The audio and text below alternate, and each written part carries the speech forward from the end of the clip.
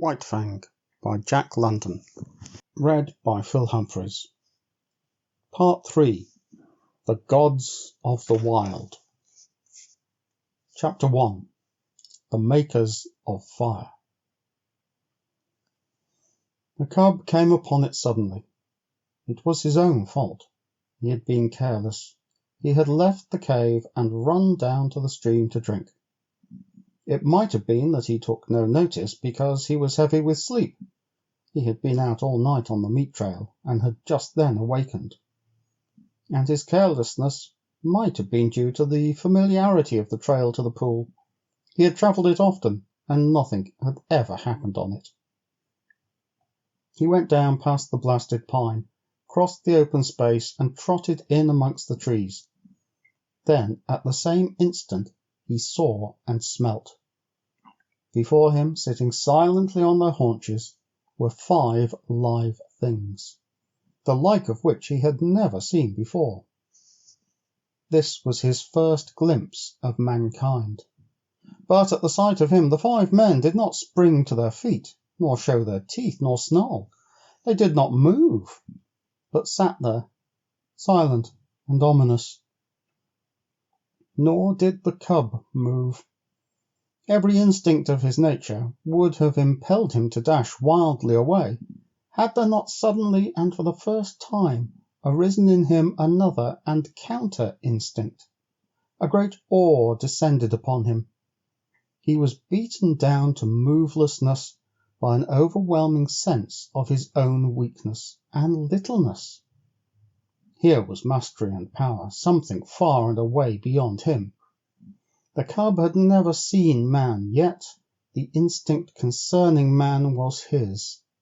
In dim ways he recognized in man the animal that had fought itself to primacy over animals of the wild.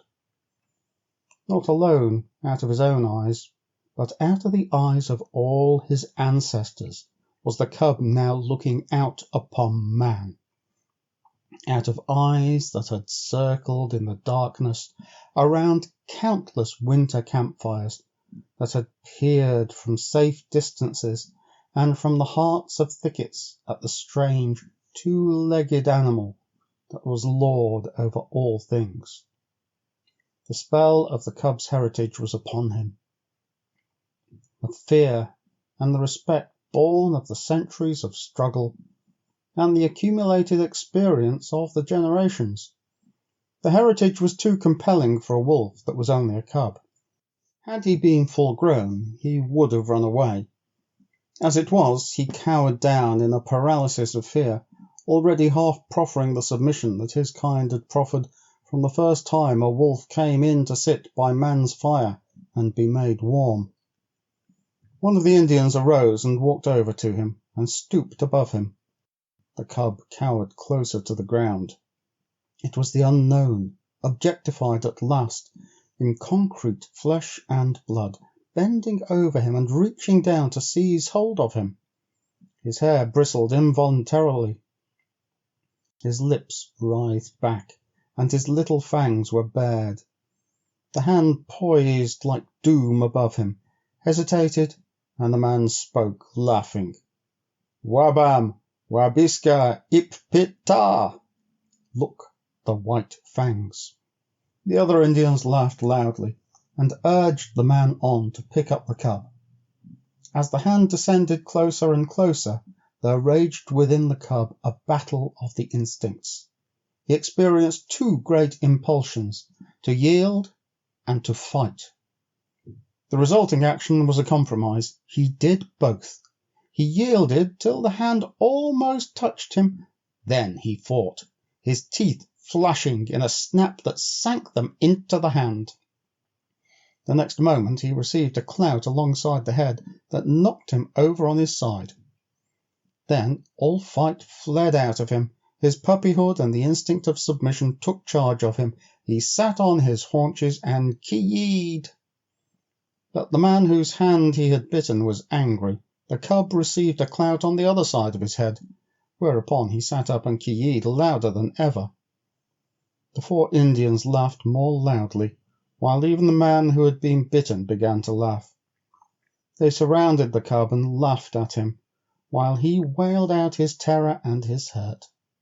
In the midst of it, he heard something. The Indians heard it too, but the cub knew what it was, and with a last long wail that had in it more of triumph than grief, he ceased his noise and waited for the coming of his mother, his ferocious and indomitable mother, who fought and killed all things and was never afraid. She was snarling as she ran. She had heard the cry of her cub and was dashing to save him. She bounded in amongst them, her anxious and militant motherhood making her anything but a pretty sight. But to the cub the spectacle of her protective rage was pleasing. He uttered a glad little cry and bounded to meet her, while the man-animals went back hastily several steps. The she-wolf stood over against her cub, facing the men with bristling hair, a snarl rumbling deep in her throat. Her face was distorted and malignant with menace. Even the bridge of the nose wrinkled from tip to eyes, so prodigious was her snarl. Then that a cry went up from one of the men. "Kitch!" was what he uttered. This was an exclamation of surprise. The cub felt his mother wilting to the ground. "Kitch!" the man cried again, this time with sharpness and authority. And then the cub saw his mother, the she-wolf, the fearless one, crouching down till her belly touched the ground, whimpering, wagging her tail, making peace signs. The cub could not understand. He was appalled. The awe of man rushed over him again. His instinct had been true. His mother had verified it. She, too, rendered submission to the man-animals. The man who had spoken came over to her. He put his hand upon her head, and she only crouched closer. She did not snap, nor threaten to snap. The other men came up and surrounded her, and felt her, and pawed her, which actions she made no attempt to resent. They were greatly excited, and made many noises with their mouths. These noises were not indication of danger, the cub decided, as he crouched near his mother, still bristling from time to time, but doing his best to submit. "It is not strange," an Indian was saying. "Her father was a wolf, it is true. Her mother was a dog. But did not my brother tie her out in the woods, all of 3 nights in the mating season? Therefore was the father of Kitch a wolf." "It is a year, Grey Beaver, since she ran away," spoke a second Indian. "It is not strange, Salmon Tongue," Grey Beaver answered. "It was the time of the famine. There was no meat for the dogs." "She has lived with the wolves," said a third Indian. "So it would seem, Three Eagles," Grey Beaver answered, laying his hand on the cub. "And this be the sign of it." The cub snarled a little at the touch of the hand, and the hand flew back to administer a clout, whereupon the cub covered its fangs and sank down submissively, while the hand, returning, rubbed behind his ears and up and down his back. "This be the sign of it," Grey Beaver went on. "It is plain that his mother is Kitch, but his father was a wolf. Wherefore is there in him little dog and much wolf. His fangs be white, and White Fang shall be his name. I have spoken. He is my dog, for was not Kitch my brother's dog, and is not my brother dead?" The cub, who had thus received a name in the world, lay and watched.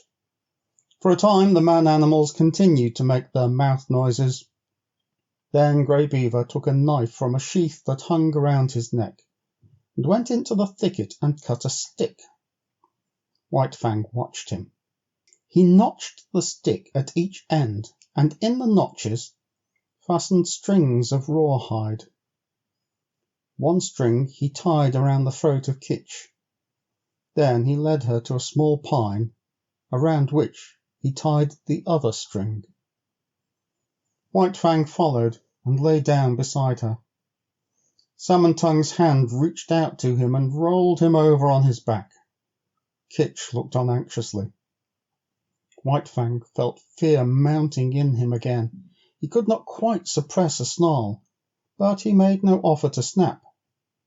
The hand, with fingers crooked and spread apart, rubbed his stomach in a playful way and rolled him from side to side.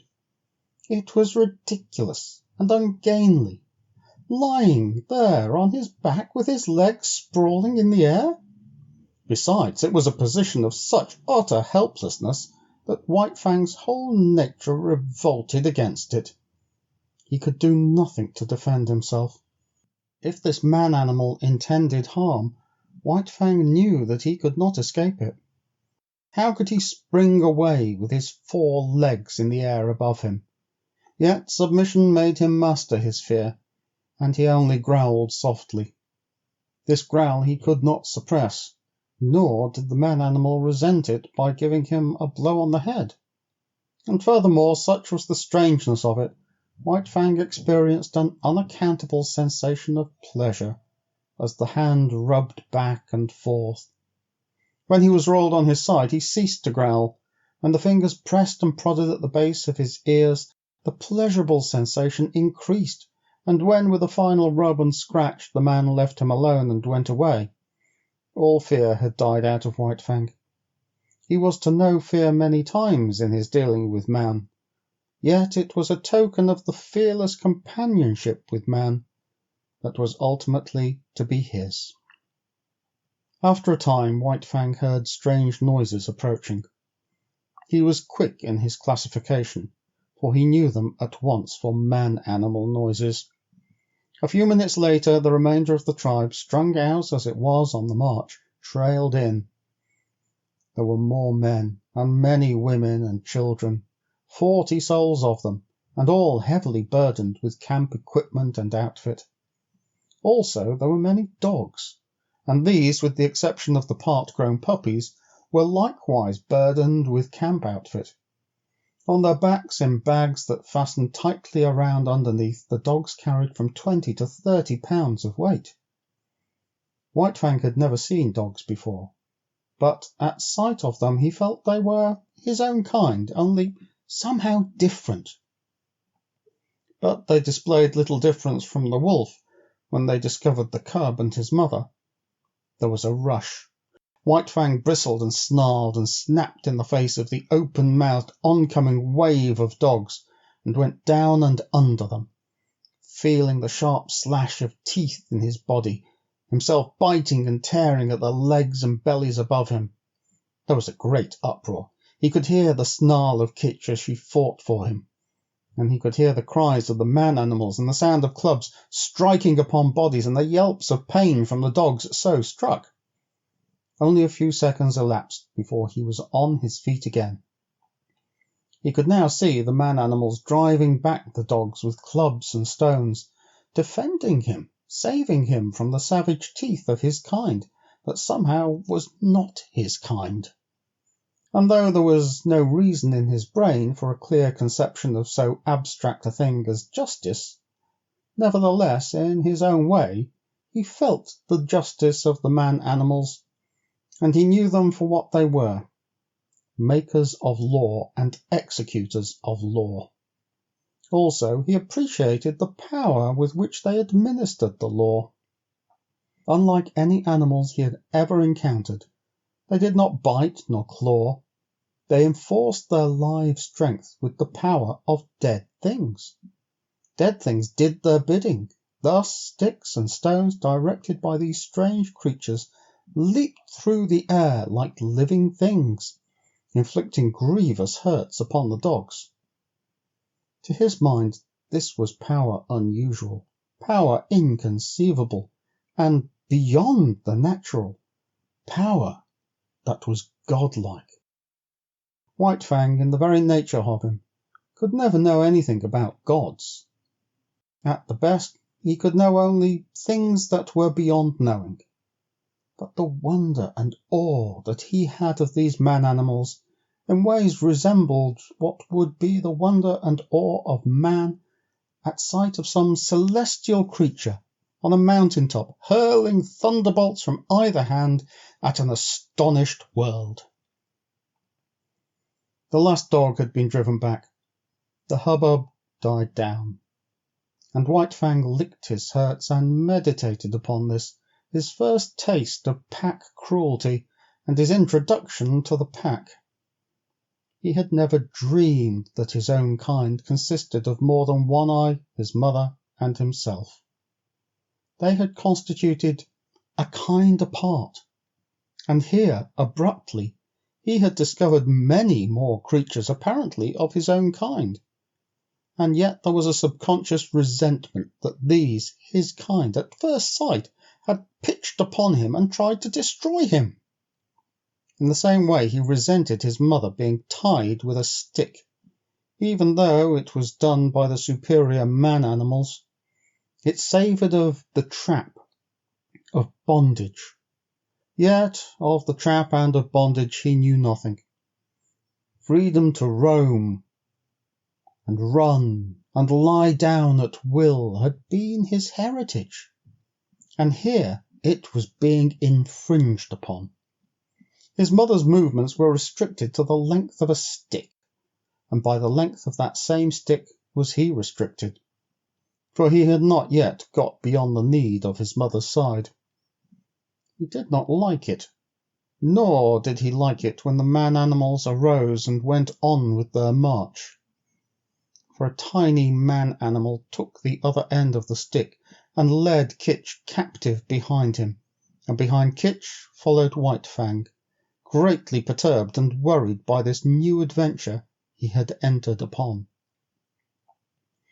They went down the valley of the stream far beyond White Fang's widest ranging, until they came to the end of the valley, where the stream ran into the Mackenzie River. Here, where canoes were cached on poles high in the air, and where stood fish racks for the drying of fish, camp was made, and White Fang looked on with wondering eyes. The superiority of these man-animals increased with every moment. There was their mastery over all these sharp-fanged dogs. It breathed of power, but greater than that, to the wolf cub, was their mastery over things not alive. Their capacity to communicate motion to unmoving things, their capacity to change the very face of the world. It was this last that especially affected him. The elevation of frames of poles caught his eye, yet this in itself was not so remarkable, being done by the same creatures that flung sticks and stones to great distances. But when the frames of poles were made into teepees by being covered with cloth and skins, White Fang was astounded. It was the colossal bulk of them that impressed him. They arose around him on every side like some monstrous quick-growing form of life. They occupied nearly the whole circumference of his field of vision. He was afraid of them. They loomed ominously above him, and when the breeze stirred them into huge movements, he cowered down in fear, keeping his eyes warily upon them, and prepared to spring away if they attempted to precipitate themselves upon him. But in a short while his fear of the teepees passed away. He saw men and women passing in and out of them without harm, and he saw dogs trying often to get into them and being driven away with sharp words and flying stones.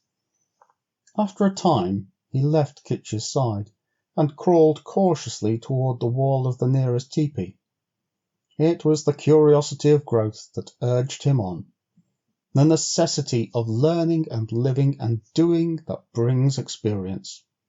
The last few inches to the wall of the teepee were crawled with painful slowness and precaution.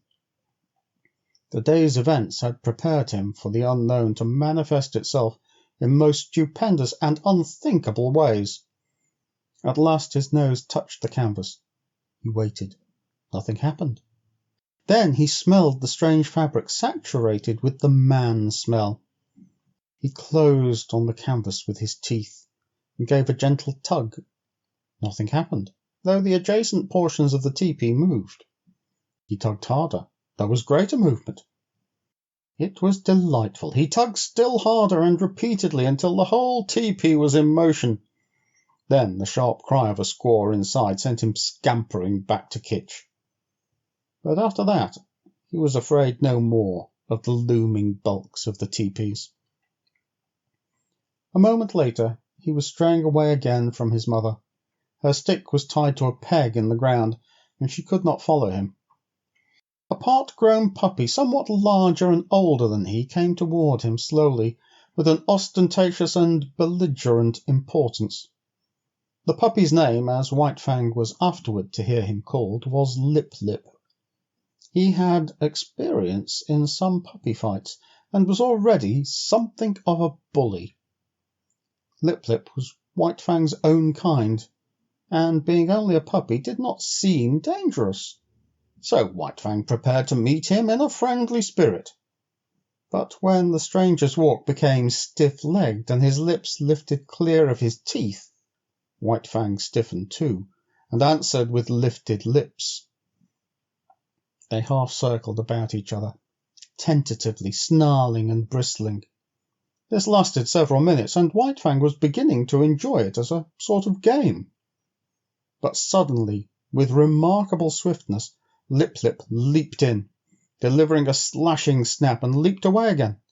The snap had taken effect on the shoulder that had been hurt by the lynx, and that was still sore deep down near the bone. The surprise and hurt of it brought a yelp out of White Fang, but the next moment, in a rush of anger, he was upon Lip Lip and snapping viciously. But Lip Lip had lived his life in camp and had fought many puppy fights. 3 times, 4 times, and half a dozen times his sharp little teeth scored on the newcomer, until White Fang, yelping shamelessly, fled to the protection of his mother. It was the first of many fights he was to have with Lip Lip, for they were enemies from the start, born so, with natures destined perpetually to clash. Kitch licked White Fang soothingly with her tongue, and tried to prevail upon him to remain with her, but his curiosity was rampant, and several minutes later he was venturing forth on a new quest. He came upon one of the man-animals, Grey Beaver, who was squatting on his hams and doing something with sticks and dry moss spread before him on the ground. White Fang came near to him and watched. Grey Beaver made mouth noises which White Fang interpreted as not hostile, so he came still nearer. Women and children were carrying more sticks and branches to Grey Beaver. It was evidently an affair of moment. White Fang came in until he touched Grey Beaver's knee. So curious was he, and already forgetful, that this was a terrible man-animal. Suddenly he saw a strange thing like mist beginning to arise from the sticks and moss beneath Grey Beaver's hands. Then, among the sticks themselves appeared a live thing, twisting and turning, of a colour like the colour of the sun in the sky. White Fang knew nothing about fire. It drew him as the light in the mouth of the cave had drawn him early in his puppyhood. He crawled the several steps toward the flame. He heard Grey Beaver chuckle above him, and he knew the sound was not hostile. Then his nose touched the flame, and at the same instant his little tongue went out to it. For a moment he was paralyzed. The unknown lurking in the midst of the sticks and moss was savagely clutching him by the nose. He scrambled backward, bursting out in an astonished explosion of "Keys!" At the sound Kitch leapt, snarling at the end of her stick, and there raged terribly because she could not come to his aid. But Grey Beaver laughed loudly and slapped his thighs and told the happening to all the rest of the camp till everybody was laughing uproariously. But White Fang sat on his haunches and ki-yied, a forlorn and pitiable little figure in the midst of the man-animals. It was the worst hurt he had ever known. Both nose and tongue had been scorched by the live thing, sun-coloured, that had grown up under Grey Beaver's hands. He cried and cried interminably, and every fresh wail was greeted by bursts of laughter on the part of the man-animals. He tried to soothe his nose with his tongue, but the tongue was burnt too, and the two hurts coming together produced greater hurt, whereupon he cried more hopelessly and helplessly than ever. And then shame came to him. He knew laughter and the meaning of it. It is not given to us to know how some animals know laughter, and know when they are being laughed at, but it was this same way that White Fang knew it, and he felt shame that the man-animals should be laughing at him. He turned and fled away, not from the hurt of the fire, but from the laughter that sank even deeper and hurt in the spirit of him. And he fled to Kitch, raging at the end of her stick like an animal gone mad, to Kitch, the one creature in the world who was not laughing at him. Twilight drew down, and the night came on, and White Fang lay by his mother's side. His nose and tongue still hurt, but he was perplexed by a greater trouble. He was homesick. He felt a vacancy in him, a need for the hush and quietude of the stream and the cave in the cliff. Life had become too populous. There were so many of the man-animals, men, women, and children, all making noises and irritations. And there were the dogs, ever squabbling and bickering, bursting into uproars and creating confusions. The restful loneliness of the only life he had known was gone. Here the very air was palpitant with life. It hummed and buzzed unceasingly, continually changing its intensity and abruptly variant in pitch. It impinged on his nerves and senses, made him nervous and restless, and worried him with a perpetual imminence of happening. He watched the man-animals coming and going, and moving about the camp, in fashion distantly resembling the way men look upon the gods that they create. So looked White Fang upon the man-animals before him. They were superior creatures, of a verity, gods. To his dim comprehension, they were as much wonder-workers as gods are to men. They were creatures of mastery, possessing all manner of unknown and impossible potencies, overlords of the alive and the not alive, making obey that which moved, imparting movement to that which did not move, and making life, sun-coloured and biting life, to grow out of dead moss and wood. They were fire-makers. They were gods.